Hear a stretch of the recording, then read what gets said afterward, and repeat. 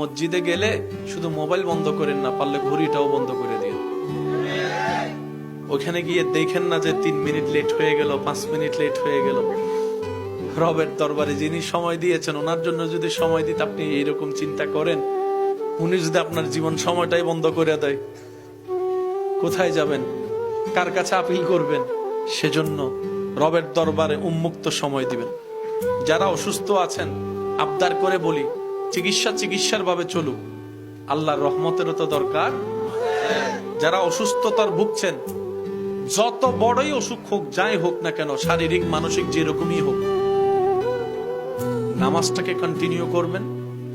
নামাজে সিজদার সময়টা একটু বাড়াই দেওয়ার চেষ্টা করবেন, আর কোরআন তেলাওয়াত করার চেষ্টা করবেন, না পারলে শোনার চেষ্টা করবেন। একদম যদি নাই হয় অন্তত সূরা রহমানটা শোনার চেষ্টা করবেন, সূরা ইয়াসিনটা শোনার চেষ্টা করবেন।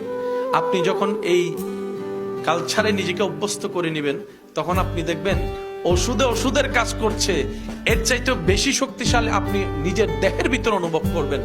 যখন আপনি গবেষণা করে দেখবেন, তখন আপনার হৃদয় উত্তর দিবে, তুমি ওষুধ খাবার খেয়ে শরীরকে শক্তিশালী করছো, ওষুধ খেয়ে তুমি রোগ প্রতিরোধের কোষ বাড়াচ্ছ, কিন্তু নামাজ আর সিজদা দিয়ে কোরআন তেলাওয়াত করে যে শক্তিটা পাচ্ছ, সেটার কারণ কি জানো?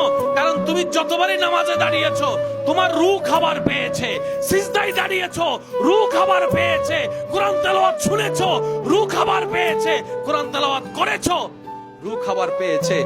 যতই তুমি রবের ধ্যানে ছিলা, তোমার রূহ খাবার পেয়ে শক্তিশালী হয়েছে। সুবহানাল্লাহ।